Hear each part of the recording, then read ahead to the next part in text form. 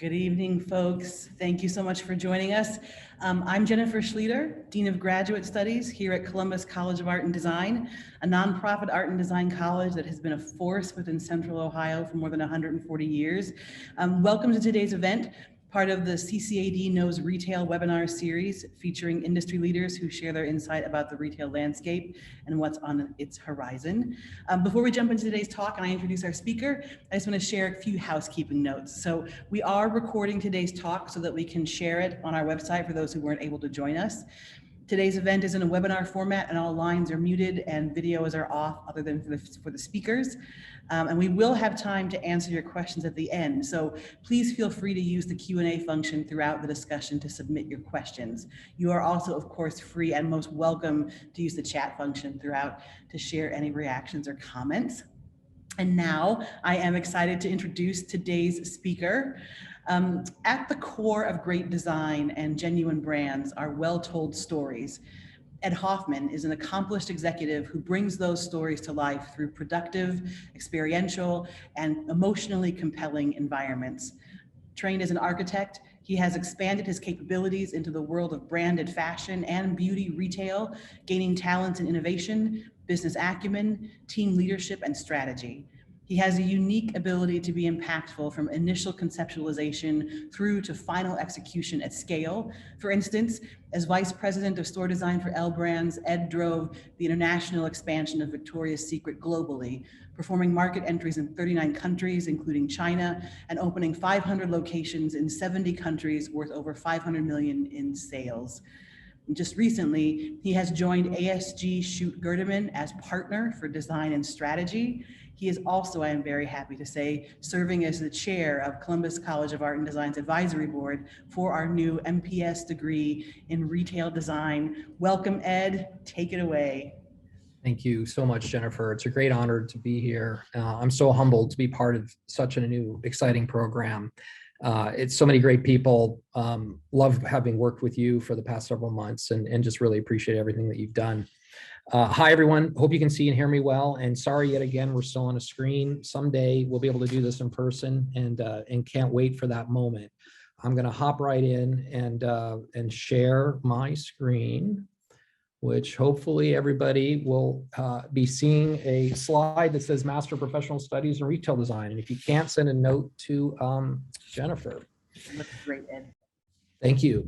So exciting to have all you here. And I'm going to take a moment to reflect on what the MPS in Retail Design program means to me, because as the board chair, I get to do that, and why I think it's so damn unique.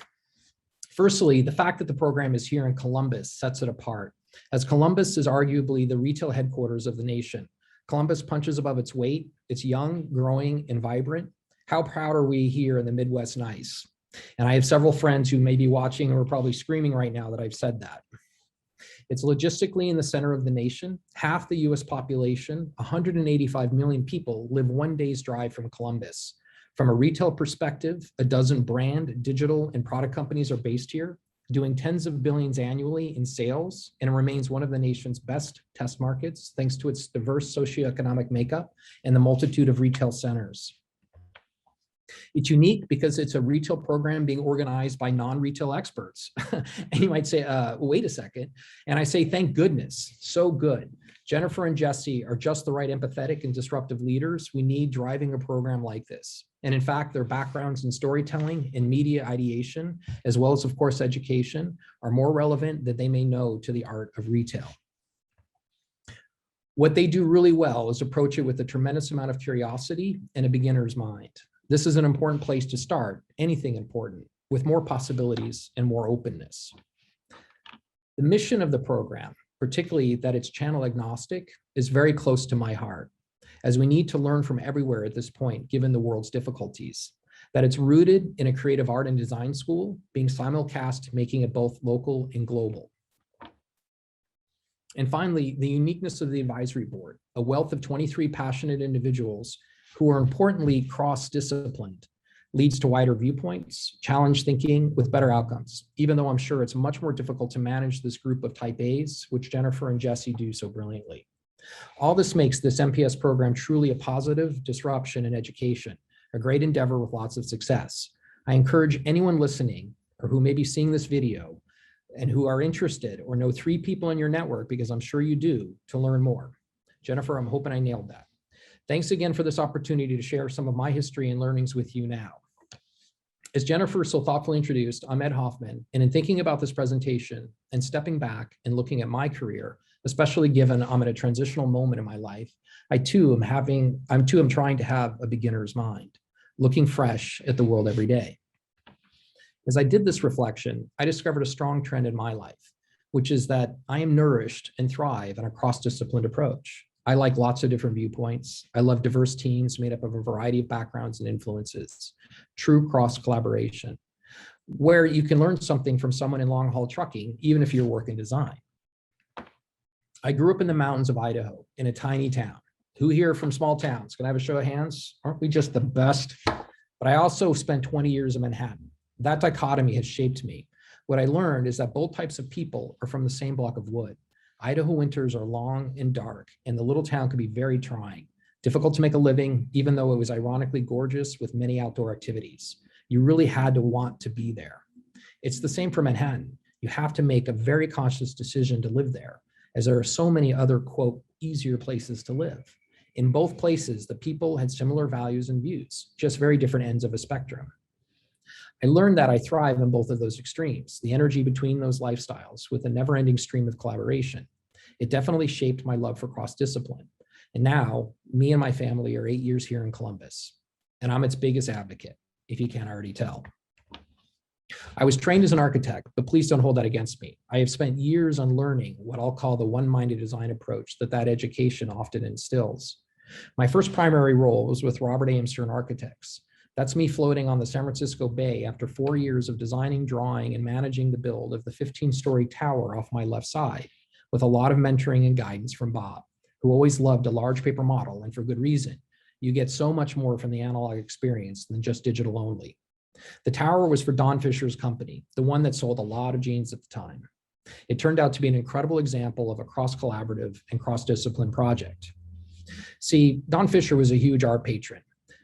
So he just called up Richard Serra and Klaus Oldenburg, Cujet von Bruggen, Sol LeWitt, just rang them up, Jennifer, and asked them to commission pieces for this building, of which 2 amazing installs manifested. Here is Klaus and Cujet with Lori Olin, a prolific placemaker and landscape designer, as we discussed the project over another paper model. You kids today don't know what that was, but it was really helpful. Can't do this kind of a meeting around a screen easily. One install was named Charlie Brown, a 97-ton sculpture made from 2-inch thick, 60-foot tall Corten steel created by Sarah, and the other was named Cupid's Last Span, a 90-foot-long sculpture by Oldenburg and Bruggen, and a park next door developed for the project. Being thrown into this team of literally world-class artists in my late 20s, having just a few years prior come out of a small town in Idaho, was an astonishing experience. I loved how they saw the world differently, how they challenged, how they made the seemingly impossible happen, like convincing the city and a slew of engineers to allow a 60-foot tall, 97-ton steel sculpture to integrate into our structural framing over an open parking deck in a seismic zone. It gave me permission that I knew at the time to ask bigger questions and hands down, maybe a more thoughtful designer. My first real taste of cross-discipline approach. Then I found my way to the brand side in a large corporate retail environment, and I was still maturing. So with my architect's mentality at the time, I had arrogantly thought that retail was just bringing nice fixtures and environments together with stuff on it, which would sell. And if this architect's oversimplification of it were true, everyone would be a billionaire. But retail is obviously its own art form, truly theater with many layers of nuance. In fact, an art form with metrics, very unique. Stores are tools that can be fine-tuned to have incredible impact on our psyches and our lives, with the souvenir of sales along the way. The problem is most retailers get this backwards. It led me to several pioneering roles in the company, including developing and growing an early design concept team where we worked closely with the chairman to craft new concepts that were highly productive. In this example, a beauty shop that produced over $5,000 a square foot. To being at the ground level when the company began expanding internationally through about 75 partners into EMEA, Latin America, Mexico, Russia, China. Not only was I designing, creating new formats to expand the company's brands quickly and driving several internal teams, I was also on the forefront with these partners and learning about their approaches, viewpoints, cultures, and new team structures. Talk about cross-disciplined on steroids inside of an environment with so many talented people. supercharged. It was like candy to me, which leads me to where I have landed now. As partner for design and strategy at ASG Chute Gerdeman, I was attracted by their leadership, who have a very entrepreneurial approach. Where ASG, a company that pioneered many proprietary data analytic technology tools, real estate strategy, planning, and portfolio management, realized they could become much more capable and unique if they integrated a world-class design group like Chute Gerdeman, creating a full-service relationship-focused company. Through my eyes, it looked like cross-discipline at its best. But yeah, you say, I've seen this before, I've heard it, and it's true. Many companies do try to combine like this, and often they're just glommed together, remaining siloed internally, so it's only face paint. This is where I'm so intrigued by the curiosity and approach of what's happening with ASG Chute. The intent here is not based on selling, but about helping, about creating real human connection, about making retail that really works, meaning it is innovative, profitable, productive, scalable, and not just decoration.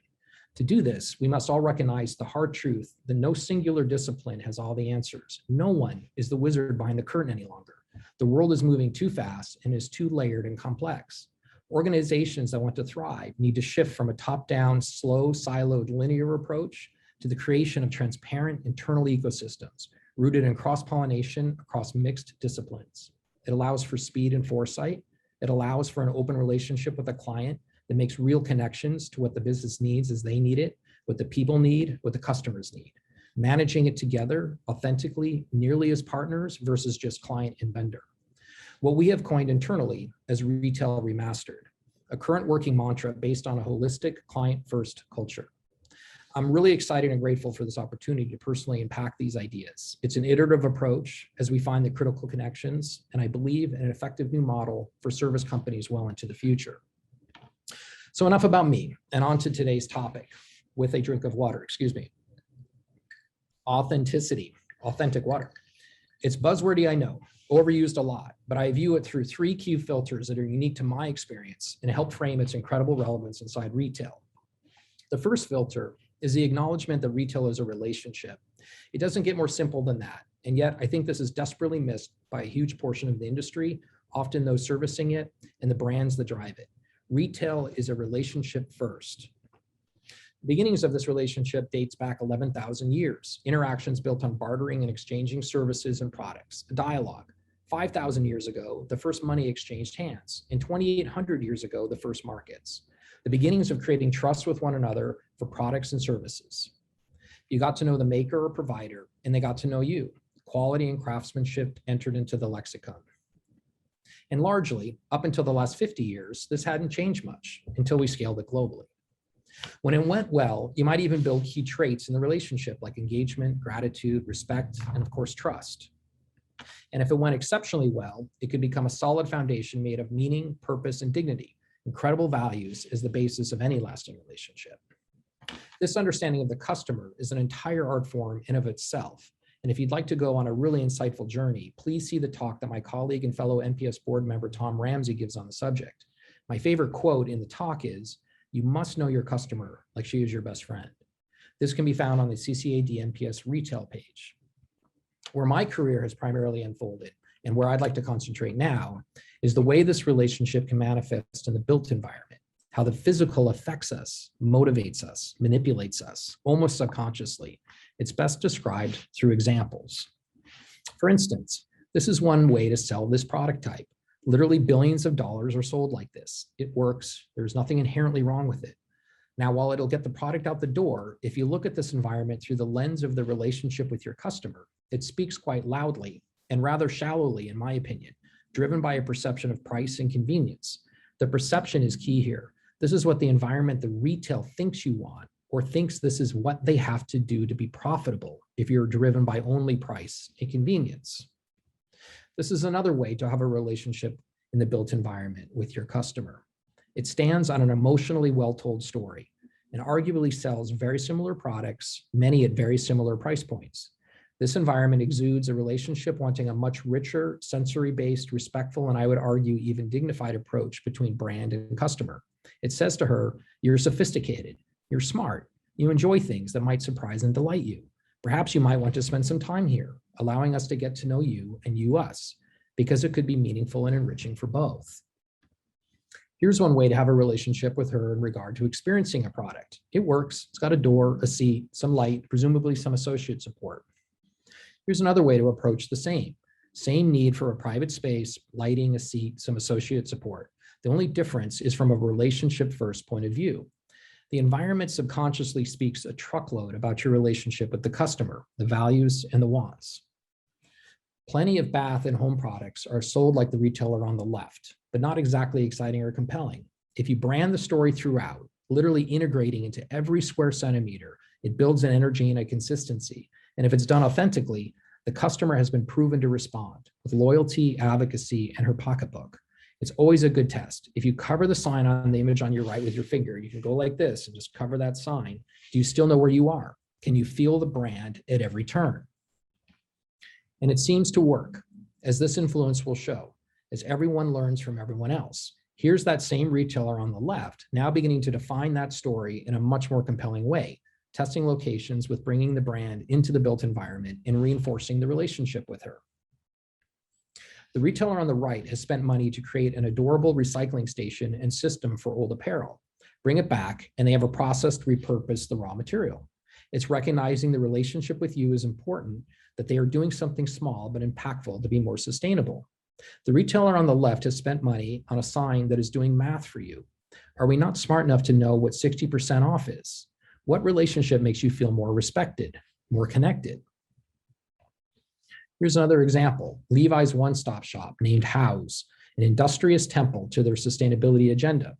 Home to Levi's by Levi's, where new product is made from old stock and worn out denim. Vintage and archive items are prominently framed, and a Levi's tailor shop repairs or customizes jeans. It's also increasingly more important where the product comes from and how it is made, as each generation is becoming more aware of our connectedness to a responsible supply chain. Lush here boldly messaging their good intentions directly in the environment, shouting loudly on the walls with attitude, being cruelty-free while upholding quality, knowing this is important for your relationship with them. Or a relationship can be encouraged physically in a pause moment, creating a beat intended to be fun, a surprise, a reflection, recognizing that the space between is in fact very important. In this example, the retailer on the left using a giant random gumball machine and a hopscotch graphic, which clearly has some issues, but I appreciate they're trying. Compared to the retailer on the right, using a house within a house to create a literal chapel where you can reflect, touch, and involve yourself by leaving a message behind, literally impacting and changing the environment of this space. It's never the same twice, thanks to the continued layers, strengthening the intent, transcending from merely shopping. The relationship and the environment can become more pointed too through localization. A simple version here, these retailers curating best of items for each neighborhood, sometimes is voted by the customers, other times by staff.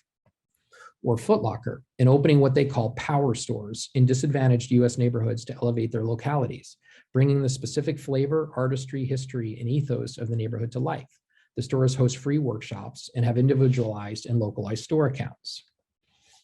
Nike is a huge driver in localizing. Here's their video personalizing and localizing to London, a very specific market with specific tastes, trends, language, and attitudes. It's called Nothing Beats a Londoner, and it's about 3 minutes long. And I hope it plays smoothly. If it doesn't, just let us know. I've had the longest day, man. You said you were gonna come to me, now you're telling me to come to you. I'm not getting on a cycle. Cycle? That's light work. Man's got to run 2 miles from ends just to get to training.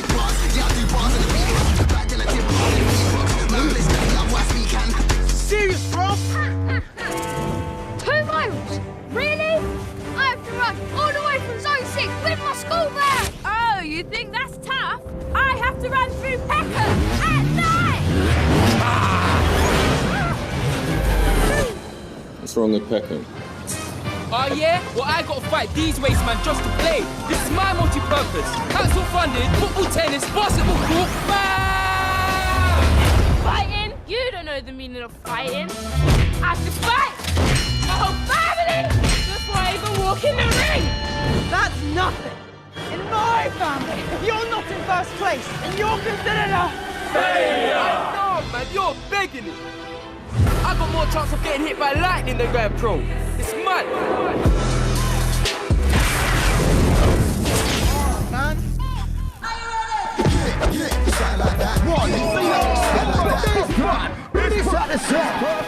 Are you serious? I've got to get to the biggest game of my life, score a banger, right in the top bench,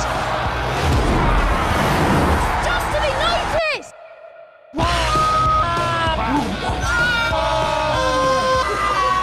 She gets to play with other people. Lucky. No one plays ice hockey in London. I have to be my own team, my own opposition, and my own coach. Yeah? Well, I have to run to training, coach my own coach, carry my whole team, and I'm best mates. What with a roll V? No.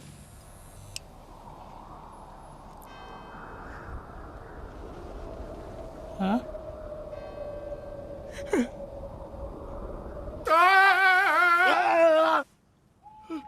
Morning. Oh no! Ever played tennis in London? That's easy. I only get one try to land it. Before getting caught by security. Yeah? Well, I gotta be my own security, cuz. So, if this goes wrong, I'll break my leg! Even when I win, I get a broken nose. Well, if I stop swimming, I'll literally die! I don't even have a whole back. I can't lie, I was raised on a struggle. And when it all goes off, I'll be there in a bubble right now. All I wanna do is bubble.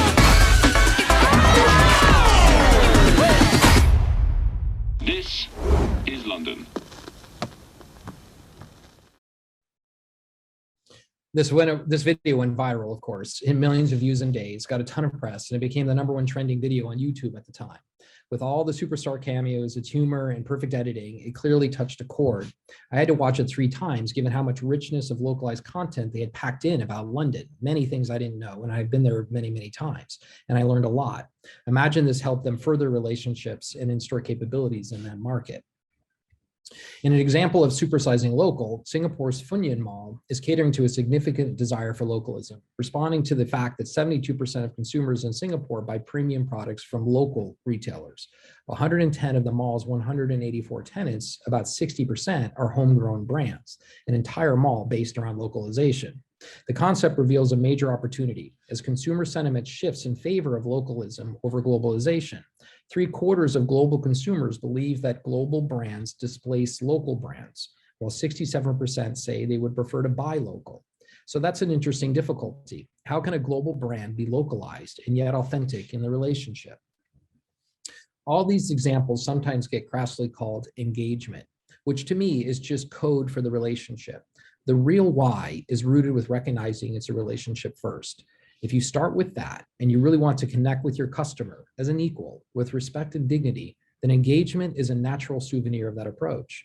The hard part about this for us retailers and brand builders is that the relationship must transcend every channel and touch point. That is the true art form of a great brand. It's consistent, can be relied on as the relationship grows, just like your best authentic friend. They are a rock, and when you come back to them again and again, the relationship is bettered if it's consistent, while at the same time allowed to grow and evolve. It's all in the details, just like anything worthwhile. And the physical space, I hope I've proven, is a huge part of that. This is one of my favorite images from Dubai. We are all amazing in our own diversity, especially if built on a strong relationship rooted in dignity and trust. The second filter of authenticity in retail is through the creation of meaningfully shared experiences and creating symbiotic opportunities. What I just showed you in relationship was more of a one-on-one scale, but it must also work on a larger scale. The idea of, quote, experience, another term that is overused, is just a reminder that we are human. We are complex, sophisticated beings and demand a wealth of meaningful symbiotic input to feel nourished, like alcohol. I love this quote. The trick is in what one emphasizes. We either make ourselves miserable or we make ourselves happy. The amount of work is the same. So where should we put this same effort? As example, you can take that effort and build this for a house of experience, literally thousands like this the world over. It's a windowless island in a sea of asphalt, primarily driven only by shopping and a food court. Or you can take that effort and do something like this, a recognition that we are sophisticated creatures as humans. We seek to enjoy a cornucopia of choices. It's rare to just go shopping anymore, especially with the advent of digital. Instead, creating these symbiotic worlds driven by place, delicious food, entertainment, and bars with shopping integrated is a more thoughtful way. Those of us here in Columbus are lucky to have had one of the literal pioneers of these meaningfully shared experiences at Easton Town Center. With 1.7 million square feet and growing and 30 million visitors a year, it's an incredible idea. They also are one of the most customer-focused centers around, with a database of over 1 million unique customers, creating tailored campaigns and services. And they are iterating, having created a new urban district offering more entertainment, outdoor, and restaurant options. Easton understands the symbiotic need between the customer and all these great categories. Quote, shopping nearly becomes a powerful and lucrative souvenir when it's done well like this. These symbiotic ideas and meaningfully shared experiences aren't just reserved for the customer. They can also exist between the center and the tenant. In this case, where Easton has developed a series of lab spaces to incubate ideas. Here, they've created a restaurant lab, footing the cost of development and build of a terrific eatery space. They've decked it with everything from a professional commercial kitchen to the bar, tables, and flatware. All the restaurateur had to do was bring a name, menu, food, and staff. This is groundbreaking stuff, completely tearing down the normal, often adversarial silos between landlord and tenant and creating a meaningful relationship instead, based on symbiotic partnership to create a better experience for the customer, whom they both need in the end. In this case, a location that needs some energy and a chef that wants a lower barrier to enter the market. I love this iterating, and congrats to the team at Easton for experimenting. This is how we'll all improve. And with perfect coincidence, of course, Easton was voted the #1 center in the US this summer, adding to many dozens of awards they've already received to date. But they know they must keep innovating to survive and remain meaningful. They say imitation is the best form of flattery, so even more impressive is what Easton has inspired. This is Istinye Park in Istanbul, Turkey. I've been here several times, and they clearly referenced Easton, and in fact, they did. They flew in years before planning. It's 920,000 square feet, with 291 stores, restaurants, and venues. They've created place with a capital P, both interior and exterior, and incredibly compelling with a broad mix of symbiotic services. The most recent Easton flattery, nearly on steroids, is here in Chengdu, China, which happens to be where most of your smartphones and iPads are produced. This is Taiku Li, literally a new village wrapped around a 2,000-year-old temple site. It's an open plan, lane-driven center covering nearly 3 million square feet. Those that are historic purists may hate this, but I have to say it's done extremely well and respectful of the Dachi Monastery and its outlying buildings from the East Han Dynasty, in some cases integrating shops and food right into the vintage structures. There is a boutique hotel called the Temple House with 100 guest rooms and 42 serviced apartments and a grade A office tower known as Pinnacle One. It takes days to see it all as it's 3 levels, including a high ceiling basement below that connects to the subway system, more shops, and an amazing supermarket. Nearly every conceivable type of experience or category is available, including outdoor events, concerts, art, and the temples themselves. All these examples is evidence that we are complex creatures who demand a thoughtful and symbiotic sense of place that enables great experience as critical to create meaning and connectedness to one another. Making memories together is powerful. So those that understand this well, built on a foundation of respectful and dignified relationships, will likely have the best success. To dive more deeply into both experience with a capital E and place with a capital P, please watch these talks by Jennifer Peterson, the CEO of Easton, and Brian Bernstein, the co-founder of Realm Collaborative.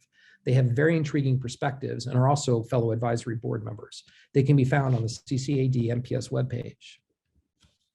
This use of meaningful symbiotic experience can be on a smaller scale as well. For example, here with the RH Gallery concept, a pretty incredible disruption as huge temples to the brand and enjoyment of the product in a purely sophisticated residential environment where you can't literally buy anything. A PlayStation where all purchases are driven by digital and delivery. An experiment that has appeared to pay off as it has elevated the RH brand to a truly compelling level. But what's the best and very smart along a symbiotic approach is that each has a wine bar at the rooftop of the galleries. Totally brilliant, like the milk and eggs at the back of the grocery. Drawing us upward, you are rewarded here with a great venue for a drink and a moment to relax or socialize. RH recognizing this augments the experience, brings a diversity of people, and is just as important as the product they are offering. And there has been a trend underway to create stores within stores, more experimenting. Another potential form of meaningfully shared experiences at play. Here is La Satane, a beauty and home brand, collaborating with Pierre Hermé, a world-renowned pastry chef, creating a concept store named 86 Champs on the Champs-Élysées in Paris that, quote, awakens all 5 senses. It certainly gets your attention with an incredible macaroon cookie bar located in the center. The sign says, they both share a deep passion for using the best natural ingredients, expertise and know-how, a haven for indulgent beauty products, delicious sweet treats, and well-being routines that altogether awaken all five senses. Here is Sephora and Kohl's collaborating with a store inside a store, and that influencing Target and Ulta to follow suit. The market is highly competitive, and when good ideas flourish, everyone will try to dive in. I have hope for these ideas because they make us think like that beginner's mind, back literally to the cross-discipline I started the talk with. As just 5 years ago, this scale of collaboration would have seemed like an out-of-bounds idea. And yet now, here we are with billion-dollar brands across categories intermingling to make a better offer for us. A meaningfully shared experience can also be driven through personalization, where I can literally affect the product with my own unique signature style. Very interesting and powerful. I'm literally wearing my own version while also connecting to and altering the brand, localizing and personalizing it to just me. One of the most powerful explorers in this space is, again, Nike. They are coming at it from many directions, and I love the iterating. Here, the ability to paint and style the product in-house with an environment that has been custom built to handle the services. This is why I think they are the real leaders by taking on the logistical pain. This is not easy from someone who has tried, believe me. So all this to say, when we take that same effort that enables us to be either miserable or be happy, and we work together to create better meaning in our environment, rooted in symbiotic ideas that reinforce connectedness, all boats rise. So we've been through 2 or 3 of the filters that define authenticity in retail. Retail is a relationship and meaningfully shares experiences. I'm hoping everybody's still tracking because we got one more. The third filter, you can't fake it with just e-com. You can't fake relationship. You can't fake meaningful experiences. E-com's place in all of this is an interesting one. Many, including the press, will imply that e-com can carry it all and that physical stores are doomed. Digital and e-com are going to rule the world. And of course, reinforced by the obviousness of the pandemic, we are hopefully emerging from. But I argue that e-com can't support it all. You can't just fake it with e-com only. It's a thin representative of the real. Chris Rock says it best, when you meet somebody for the first time, you're not meeting them, you're meeting their representative. Let's take a look at some interesting data. Here's a graph that shows there is predicted to be a total of $23.8 trillion with the T in total global retail sales in 2021. And can I just say, wow, for a moment, did any of us realize how big the retail market really is? The entire world GDP is 92 trillion with the T. So this is a quarter of that, higher than 9 of the top 10 countries' GDPs. Totally mind-blowing. So 23.8 trillion of total global retail sales in 2021, with 4.5 trillion of that, or about 23% in e-com. Here's a similar graph that shows a total of $4.9 trillion in US retail sales in 2020, with 861 billion of that, or about 21% in e-com. And it grew substantially over the prior years for obvious pandemic reasons. So in both examples, e-com making up about a quarter of the sales and growing at a good pace with no signs of slowing. These are the charts that are often used by the press to show why the physical store is doomed. But let's look at another data point. Here's a graph that shows those same US retail sales, but with brands that are e-com only, meaning no physical stores. In this analysis, there is the same $4.9 trillion total, with e-com only brands making up 432 billion, or 8.8%. So showing e-com without physical stores, the percentage plummets by 2/3 and shows that 90% of retail sales still happen in a physical store. Another data point that is very interesting and one that is harder to prove, so just roll with me on this one. Or if somebody can prove me right or wrong, please do. From what I can find, there is not one e-com only brand that can produce $1 billion or more in yearly revenue from e-com only, without also the presence of physical stores. In fact, I can't get any data that shows how close to $1 billion any one e-com brand is. There are plenty that are valued at over 1 billion, but none doing revenue over that, as far as I can tell. This happens to be some kind of ceiling for e-com brands. There are plenty of aggregators that do it, the big A being the most obvious and the least experiential, but not one e-com only brand can get near $1 billion without physical stores. Why is that? It says to me that e-com and physical must rely on one another. They aren't competing like so much of the tone out there implies. It says to me that e-com can only ever be just an appetizer, just a little drink that gets you a bit tipsy, only a morsel of the larger relationship and meaningful experience. where a physical environment is the full meal with a complete nourishment of connectedness which humans crave. To grow, brands have to have physical somewhere, whether that be a fleet of stores, a store inside of a store, or a small emotional pop-up, some full sensory way to get to that full relationship. So if a brand wants to grow, e-com and physical are in fact incredibly linked.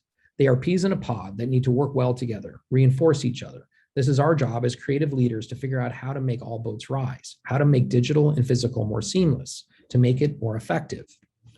No one has this right just yet, but a good current example is Warby Parker, one of the pioneers of the try-on and return model. They must have reached a point where their online sales couldn't grow further or weren't growing fast enough. So they developed these amazing, well-thought physical stores with incredible service.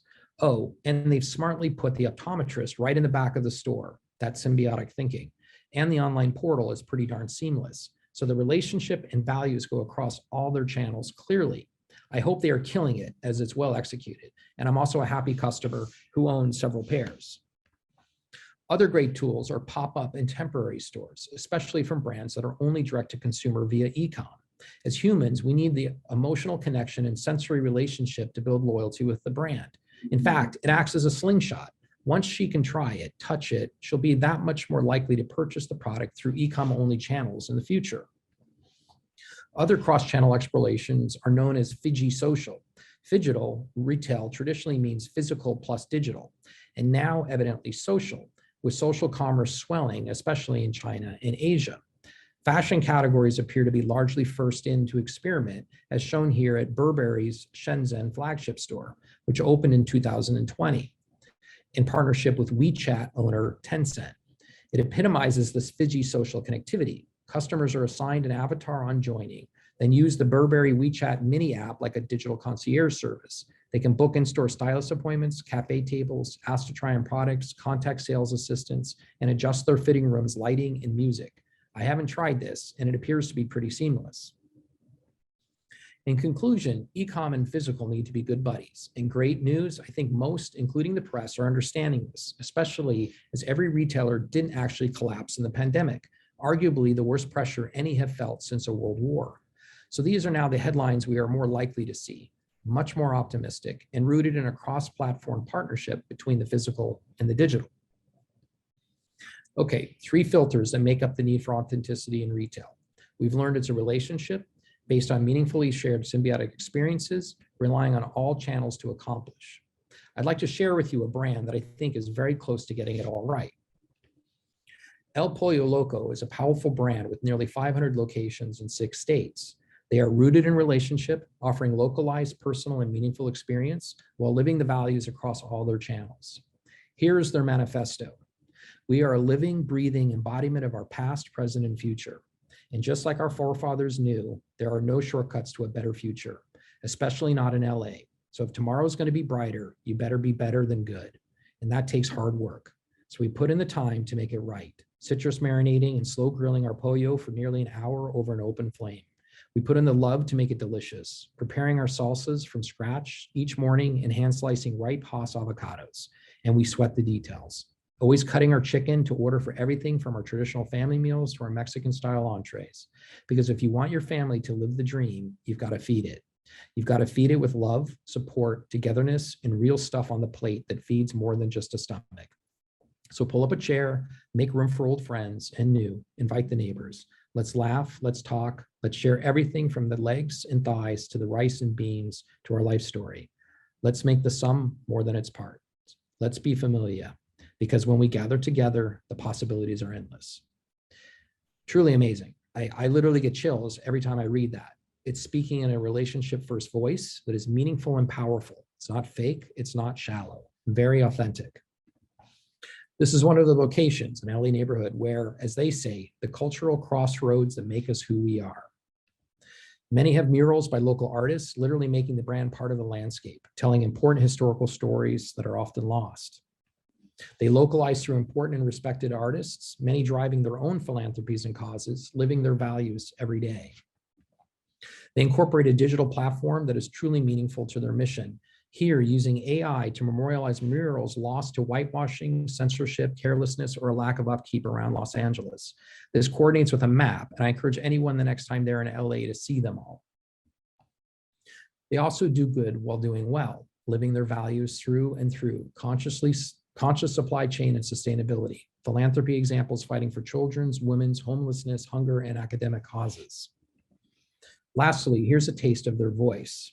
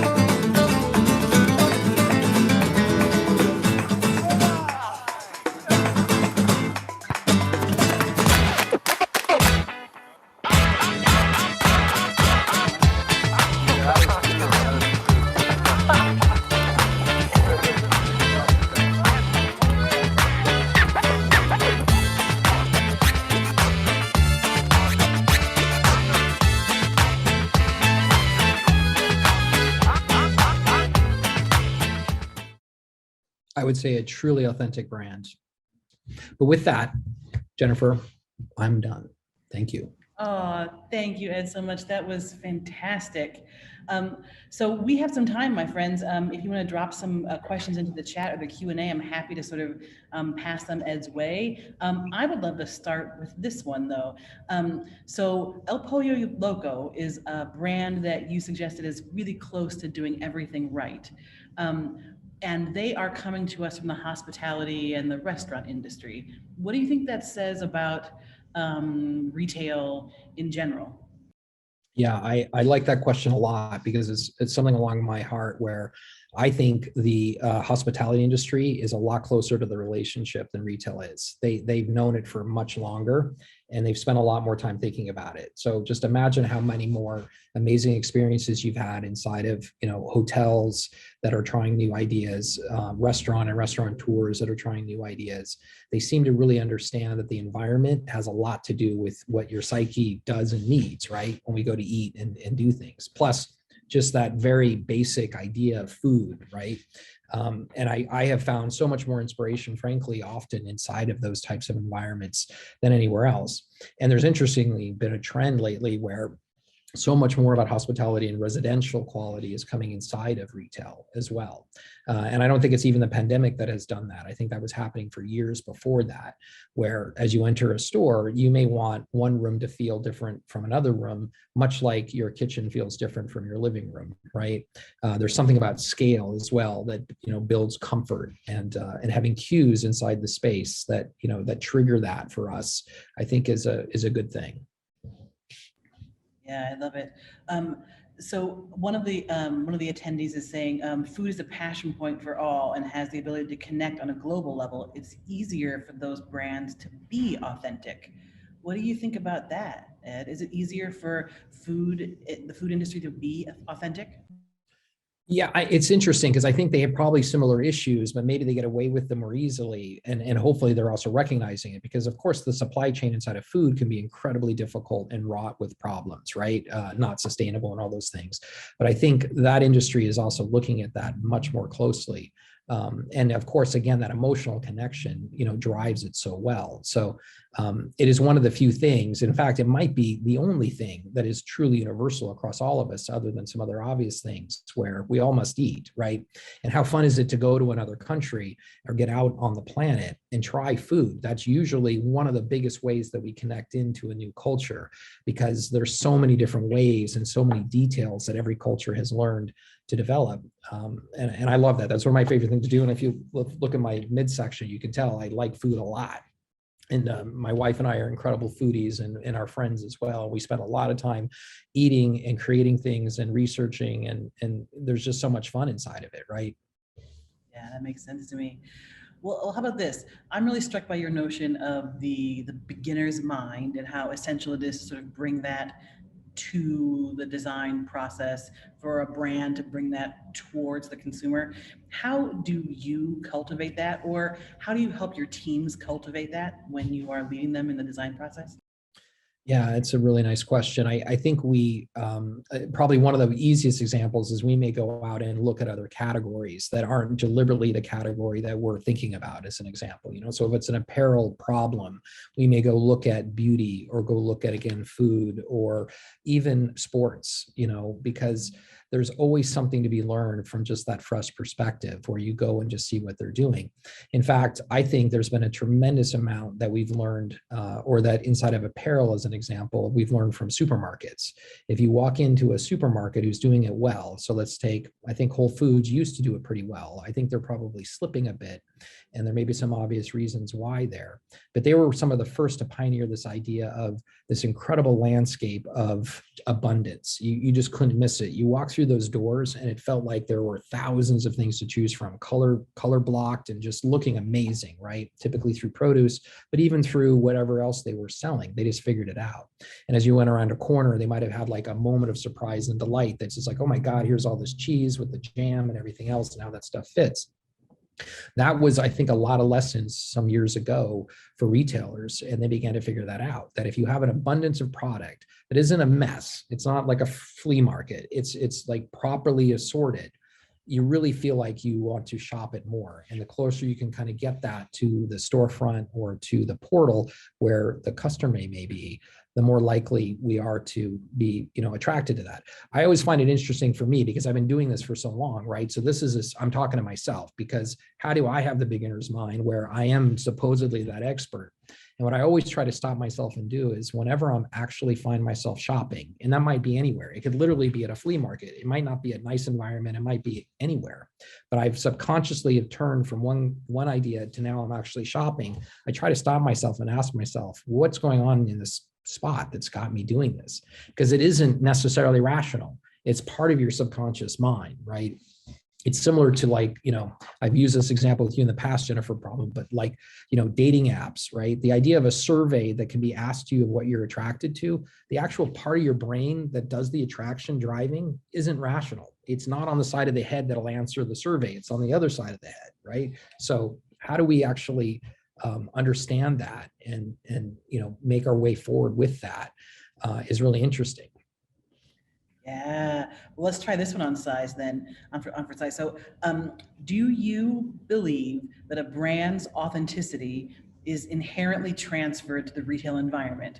For example, is a Levi's store still considered authentic if it's in the middle of a strip mall? Or do we need to relate the brand's perception of authenticity to the physical space or the location? Yeah, I love that question, because it's right and exactly in line with what we do for a living. And no, it doesn't. The authenticity has to travel through in every detail, right? Every channel, every touch point. And so, if it's just a throwaway idea, or worse for a lot of those brands where they often are inside of a larger brand's, aggregation of other brands, it completely feels, entirely removed, right? And disconnected. And so I think the questioner is absolutely spot on that authenticity does not always travel at all.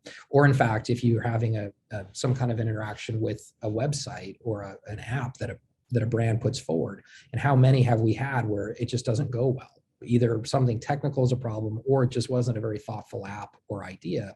And very quickly, it ruins the experience for you. And that's really difficult. And again, like any relationship, rebuilding that trust is difficult, right? And it takes, years to build it, and it can take a very short period of time to wreck it. And I think that's what's so important to understand is and also so difficult because the world is shifting at 1,000,000 miles an hour right now. And just trying to keep up with our own friends is difficult, right? Nevertheless, this sort of supposed brand that's also a friend. Right on.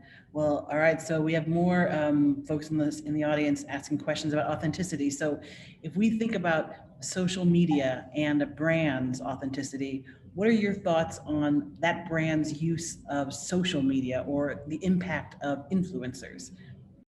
Yeah, they've got to be really careful with that because I think from my own experience, I flip past anything that I see sponsored on all the time, right? Because I think more often than not, it does not translate to something that's actually authentic. I think we can sniff it really quickly. I know I do, and maybe just because I'm in the industry, but I don't get fooled by that very easily. I would even liken back to some of the examples I was using, right, with like El Pollo Loco again, where, they built an app that helps you go find lost murals. That's not helping them sell chicken, right? That's not where they're coming from. They're coming from a place that said, we have been here for 40 years and this is an important place for us. And we miss these murals too. So we're going to augment that for you. That's interesting. That's really authentic, right? And that's usually where it comes from. Just like anything with a relationship, if you approach somebody back and you need something from somebody, a real authentic friend, assuming that you aren't constantly taking from them, will probably listen and stop and connect with you more than, say, if you are always somebody who comes and is taking something from them, right?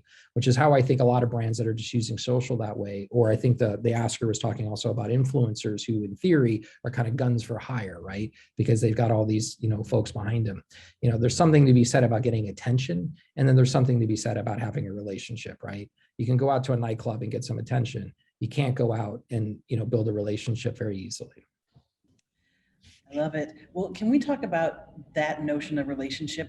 For me, it hinges on time a little bit, that an authentic relationship with a brand is about having a relationship with it over time, or an experience that seems to have duration embedded in it. Do you sense that those things seem to be related? And if so, what does a designer do about it?